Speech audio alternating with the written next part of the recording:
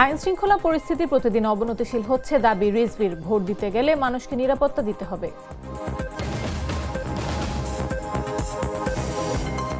গাইবান্ধায় হ্যাঁবর সভায় হট্টগোল, বক্তব্যের সময় ভুয়া স্লোগানে মঞ্চ ছাড়লেন আসিফ নজরুল।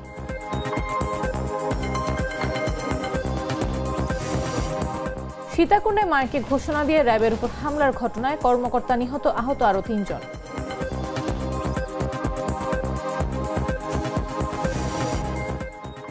নাটোর পৌরসভার অ্যাম্বুলেন্স ব্যবহৃত হচ্ছে হ্যাঁ ভোটের প্রচারণা, ক্ষোভ প্রকাশ স্থানীয়দের। এবং অষ্টাদশ শতাব্দী থেকে কালের সাক্ষী হয়ে টিকে আছে সোনারং জোড়া মঠ, রক্ষণাবেক্ষণই এখন বড় চ্যালেঞ্জ।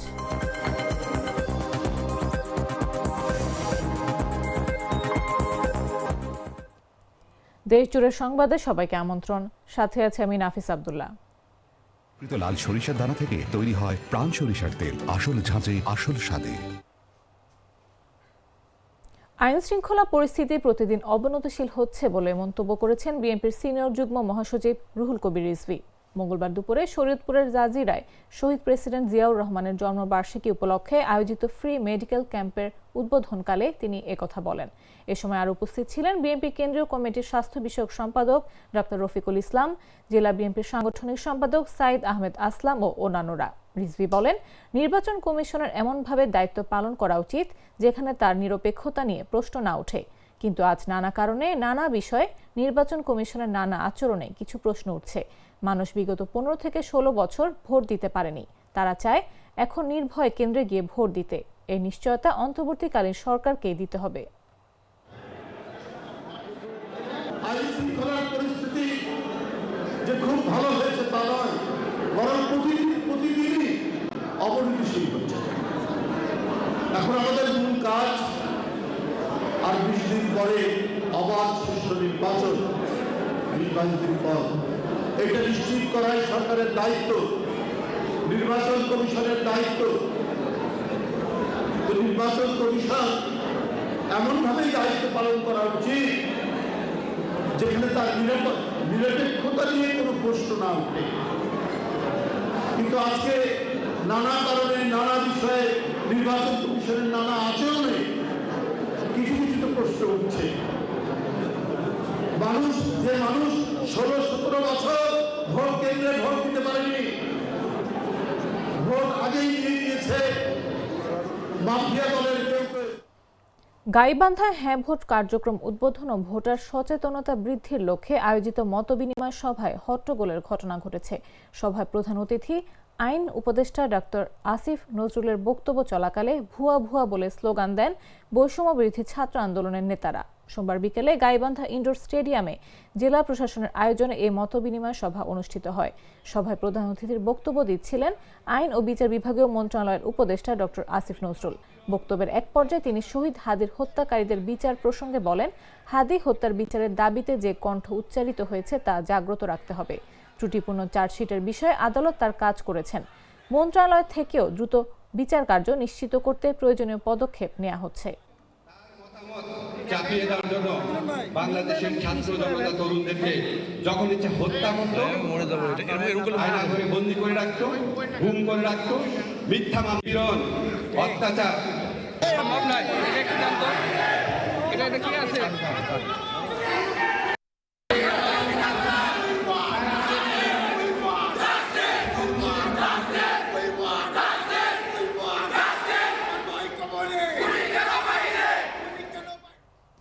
চট্টগ্রামের সীতাকুণ্ডের জঙ্গল সলিমপুরের র্যাবের ওপর সন্ত্রাসী হামলার ঘটনায় উত্তপ্ত পরিস্থিতি তৈরি হয়েছে। সলিমপুরের শীর্ষ সন্ত্রাসী ইয়াসিনের নেতৃত্বে 400 থেকে 500 জন সন্ত্রাসী র্যাবের ওপর অতর্কিত হামলা চালায়। এতে র্যাব কর্মকর্তা মোতালেব নিহত হন এবং আরও 3 জন আহত হন। সন্ত্রাসীদের ধরতে ছিন্নমূল, আলীনগর ও লিংক রোড এলাকায় বিপুল সংখ্যক র্যাব, পুলিশ ও বিজিবি সদস্য মোতায়েন করা হয়েছে। বিস্তারিত জাগো ডেস্ক রিপোর্টে।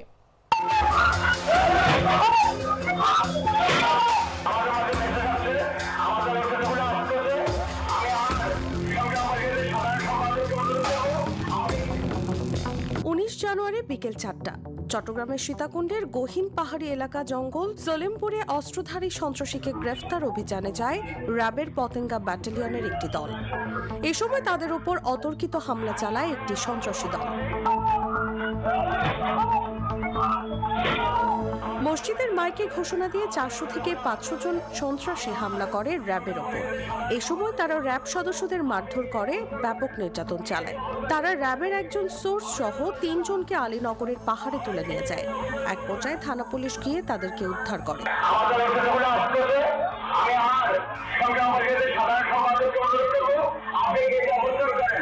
এতে র্যাব কর্মকর্তা মোতালেব নিহত হন, আহত হন আরও 3 জন। অভিযোগ উঠেছে জঙ্গল সলিমপুরের শীর্ষ সন্ত্রাসী ইয়াসিনের অনুসারীরাই এই হামলার নেতৃত্ব দিয়েছে।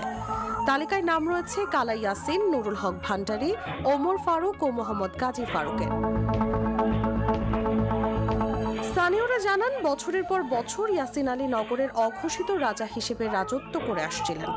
রোকন বাহিনীর পতনের পর ইয়াসিন তার সাম্রাজ্য বাড়িয়ে জঙ্গল সলিমপুর নিয়ন্ত্রণে রাখে। এরপর আরও অন্তত 2 দফায় রোকন বাহিনীর সঙ্গে সংঘর্ষ হয় ওই এলাকায়। এই সময় একটি বেসরকারি টেলিভিশনের 2 সাংবাদিকের উপর হামলা করে তাদের অন্তত 15 লাখ টাকার মালামাল ছিনিয়ে নেয় সন্ত্রাসীরা। সে সময় সংঘর্ষে 2 জন নিহত হয়। জঙ্গল সলিমপুর ও আলীনগরে সরকারি খাস পাহাড় কেটে প্লট বাণিজ্য করাই ইয়াসিনের কাজ।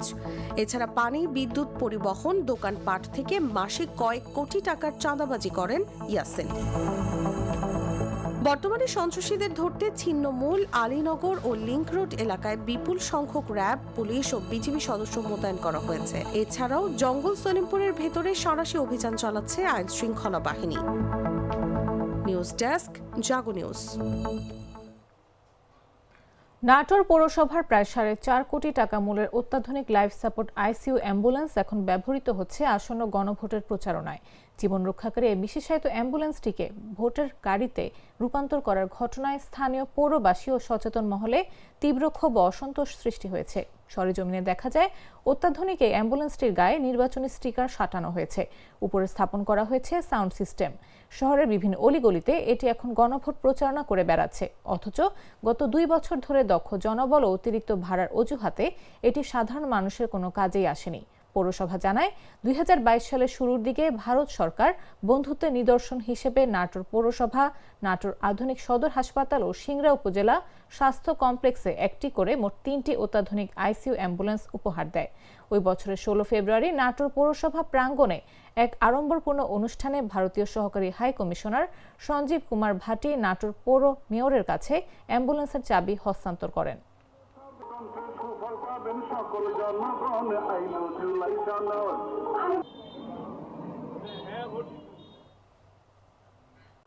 সিলেটের শাহজালাল বিজ্ঞান ও প্রযুক্তি বিশ্ববিদ্যালয়ের কেন্দ্রীয় ছাত্র সংসদ হল সংসদ নির্বাচন স্থগিতের প্রতিবাদে ও অনতিবিলম্বে তা বাস্তবায়নের দাবিতে মানববন্ধন করেছে রাজশাহী বিশ্ববিদ্যালয়ের শাখা ছাত্র শিবির। মঙ্গলবার বেলা 11:30টায় সিনেট ভবন সংলগ্ন বিশ্ববিদ্যালয়ের প্যারিস রোডে এ মানববন্ধন হয়। শাখা ছাত্র শিবিরের সেক্রেটারি মেহেদি হাসানের সঞ্চালনায় শাখা সভাপতি মুজাহিদ ফয়সাল বলেন, যেই 9 দফা দাবির ভিত্তিতে ফ্যাসিবাদী শেখ হাসিনার বিরুদ্ধে দেশের সাধারণ ছাত্র জনতা গণঅভ্যুত্থান এবং শেখ হাসিনা ভারতে পালাতে বাধ্য হয়েছিল, সেই 9 দফার অন্যতম একটি দফা ছিল ক্যাম্পাসে ছাত্র সংসদ নির্বাচন চালু করা।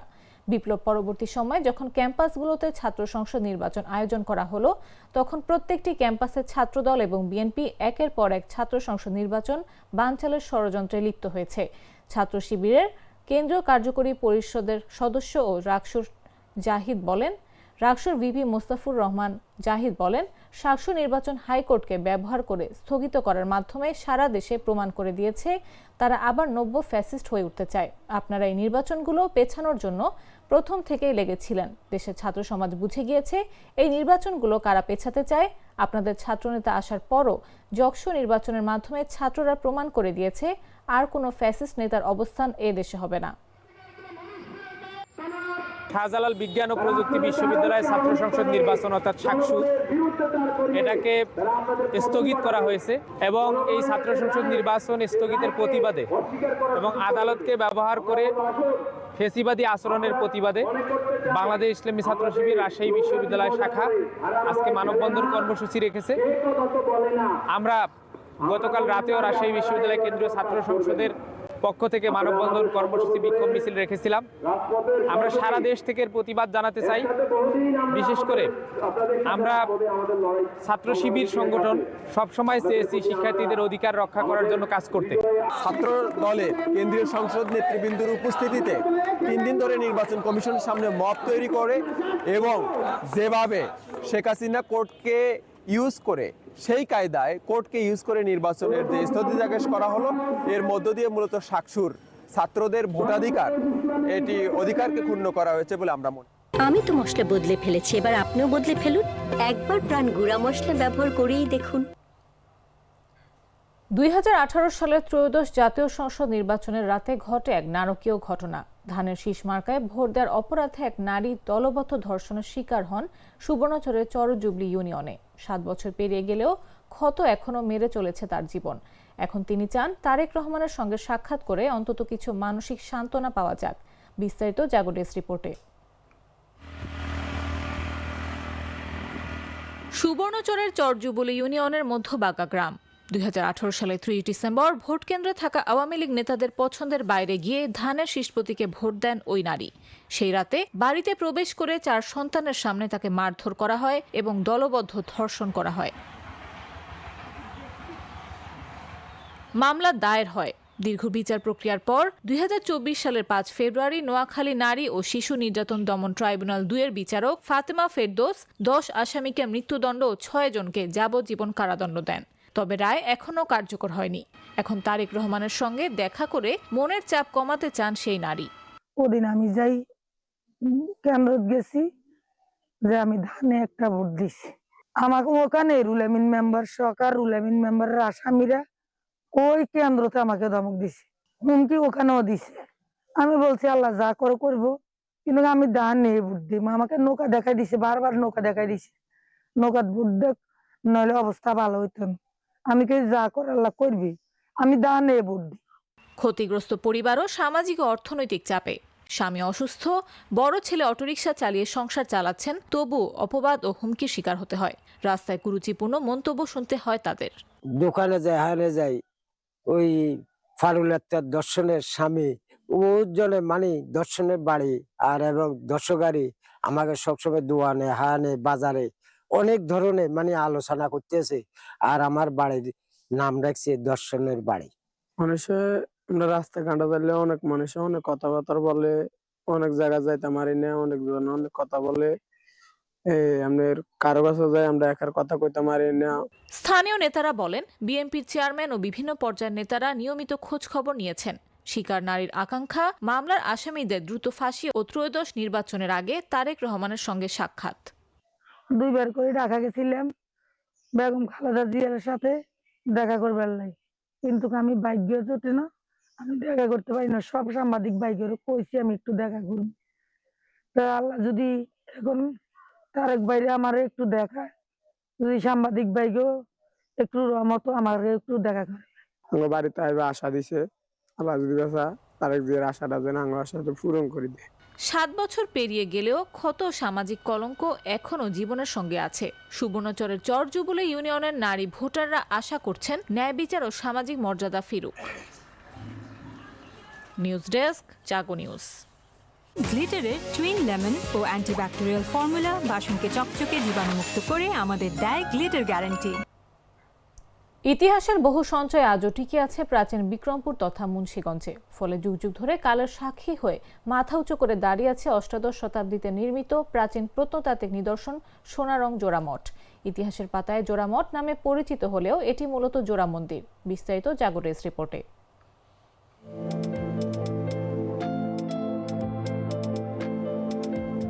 প্রাচীন স্থাপত্যের নির্মাণ শৈলী এবং দৃষ্টিনন্দন কারুকাজ যে কারো নজর কাড়ে।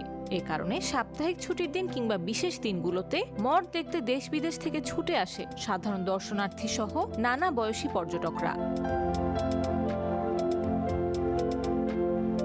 মুন্সিগঞ্জ টঙ্গিপাড়ি উপজেলার সোনারং গ্রামে অষ্টাদশ শতাব্দীতে নির্মাণ করা হয় সোনারং জোড়া মঠ। মঠের একটি প্রস্তরলিপি থেকে জানা যায়, এলাকার রূপচন্দ্র নামের তৎকালীন প্রভাবশালী এক হিন্দু বণিক 1843 সালে বড় মন্দিরটি এবং 1886 সালে ছোট মন্দিরটি নির্মাণ করেন। বড়টি কালী মন্দির ও ছোটটি শিব মন্দির। একসময় এই মঠ ঘিরে পূজা অর্চনার এলাকা মুখরিত থাকলেও এখন তা কেবল একটি ঐতিহাসিক নিদর্শন। তবে প্রাচীন স্থাপনাটি ঘিরে দর্শনার্থীদের কিছু অভিযোগ রয়েছে। মুন্সিগঞ্জ তথা বিক্রমপুরের এই ঐতিহ্যবাহী মঠের কথা আমি শুনেছি, স্বচক্ষে দেখার জন্য এখানে সপরিবারে এসেছি। এশিয়া মহাদেশের খুব গুরুত্বপূর্ণ একটা সম্পদ বলবো আমি একে, কিন্তু এখানে আসার পর আমি এটাকে যেভাবে অরক্ষিত অবস্থায় কোনো ধরনের ব্যবস্থাপনা ছাড়া যেভাবে রাখা হয়েছে সেটা দেখে মন খারাপই লেগেছে বলা যেতে পারে। প্রায় 264 ফুট উঁচু অষ্টভুজাকৃতির এই মঠ ভারত উপমহাদেশের সর্বোচ্চ মঠ হিসেবে পরিচিত। চুনসুরগিতে নির্মিত মঠটির দৈর্ঘ্য ও প্রস্থ প্রায় 21 ফুট। ভেতর ও বাইরের গম্বুজের শীর্ষে রয়েছে ত্রিশূল, সঙ্গে উপাসনালয় ও বারান্দা। স্থানীয়দের অভিযোগ, একসময় থাকা কোষ্ঠী পাথরের মূল্যবান কলস ও মূর্তি রক্ষণাবেক্ষণের অভাবে চুরি হয়েছে। তবুও মঠটি দেখতে দেশ বিদেশ থেকে দর্শনার্থীরা ছুটে আসেন। হিন্দু সংস্কৃতির লোকেরা তারা অনেক আনন্দ উৎসব করতো, কিন্তু এখন আপাতত সম্পূর্ণ বিলুপ্তির পথে। এখানে কোনো উৎসব উদ্দীপনা হচ্ছে না। আমরা চাই সকল ভাই ব্রাদার, আত্মীয় স্বজন, সকল ধর্মের লোক এখানে মিলেমিশে বসবাস করব। প্রাচীন ইতিহাসের এই অমূল্য সম্পদ রক্ষায় সোনারং জোড়া মঠ সহ জেলার অন্যান্য প্রত্নতত্ত্ব নিদর্শনগুলো সংরক্ষণে নানা উদ্যোগের কথা জানিয়েছে স্থানীয় জেলা প্রশাসন। আমাদের সোনারং জোড়া মঠ এটি এশিয়ার অন্যতম একটি বৃহৎ জোড়া মন্দির, জোড়া মঠ। এটিকেও রিসেন্ট সময়ে সংস্কারের আওতাভুক্ত করা হয়েছে এবং সংস্কৃতি বিষয়ক মন্ত্রণালয়ের নির্দেশনায় প্রত্নতত্ত্ব অধিদপ্তর একটি নতুন প্রকল্প গ্রহণ করা হয়েছে। মুন্সিগঞ্জের প্রায় 8-10টি যে সকল প্রত্নতাত্ত্বিক স্থাপনা যেটি রিসেন্ট সময়ে সংস্কার হয়নি, সেটিকে সংস্কার করে আরও বেশি পর্যটক বান্ধব এবং পর্যটকরা এসে সেখানে যেন আরও সুন্দরভাবে আমাদের প্রত্নতাত্ত্বিক নিদর্শনগুলো উপভোগ করতে পারে, সেটি সংস্কারের জন্য একটি নতুন প্রকল্প গ্রহণ করা হয়েছে। প্রত্ননগরী মুন্সিগঞ্জে ছড়িয়ে থাকা ইতিহাস ঐতিহ্যের সমৃদ্ধ স্থাপত্য নিদর্শনগুলো যথাযথভাবে সংরক্ষণ করা হবে, এমনটাই প্রত্যাশা স্থানীয়দের। নিউজ ডেস্ক, জাগো নিউজ। সংবাদ শেষ করার আগে শিরোনামগুলো জানিয়ে দিচ্ছি আরো একবার।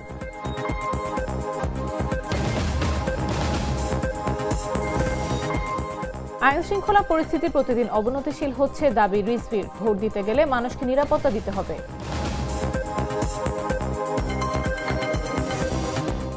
গাইবান্ধায় হ্যাঁ ভোট সভায় হট্টগোল, বক্তব্যের সময় ভুয়া স্লোগানে মঞ্চ ছাড়লেন আসিফ নজরুল।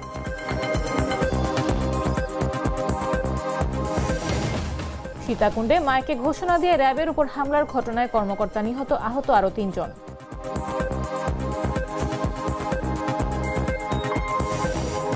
নাটোর পৌরসভার অ্যাম্বুলেন্স ব্যবহৃত হচ্ছে হ্যাঁ ভোটের প্রচারণা, ক্ষোভ প্রকাশ স্থানীয়দের।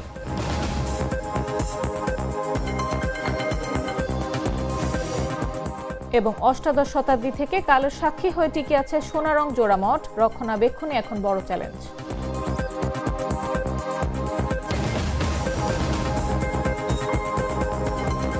দর্শক, এই ছিল এখনকার মতো। প্রতি মুহূর্তে সর্বশেষ খবর পেতে ভিজিট করুন jagonews24.com, ফলো করুন আমাদের ভেরিফাইড ফেসবুক পেজ এবং সাবস্ক্রাইব করুন জাগো নিউজের ইউটিউব চ্যানেল। এতক্ষণ সাথে থাকার জন্য ধন্যবাদ সবাইকে।